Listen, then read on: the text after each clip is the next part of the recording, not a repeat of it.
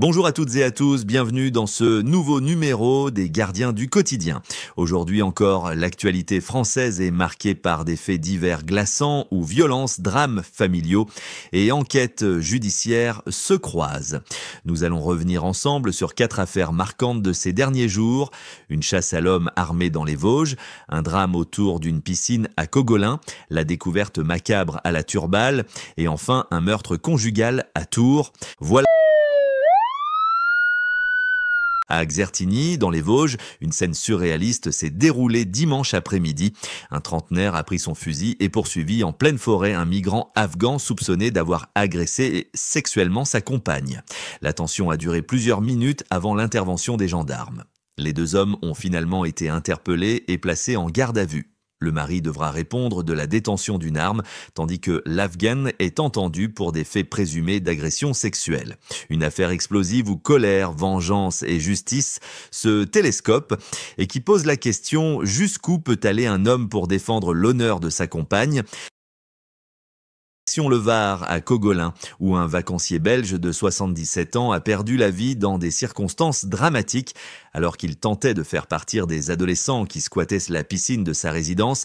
Une violente altercation verbale a éclaté.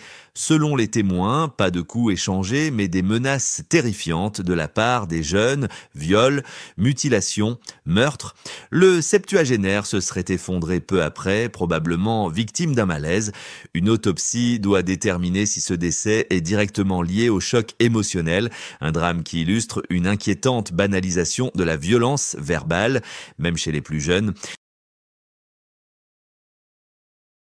En Loire-Atlantique, à la Turballe, les pompiers sont intervenus lundi matin pour un violent incendie.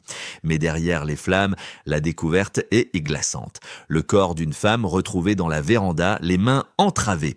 Les enquêteurs privilégient désormais la piste criminelle. Une vingtaine de pompiers a lutté contre l'incendie, mais c'est bien l'origine du drame qui intrigue. S'agit-il d'un meurtre maquillé en incendie ?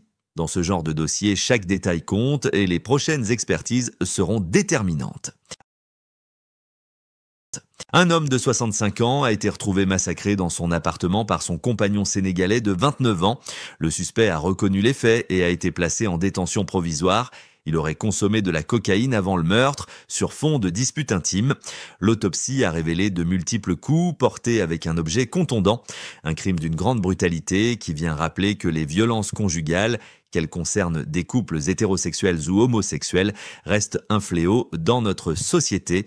Voilà pour ce tour d'horizon de l'actualité sombre de ces derniers jours. Chasse à l'homme, menaces glaçantes, incendies criminels et drames conjugal.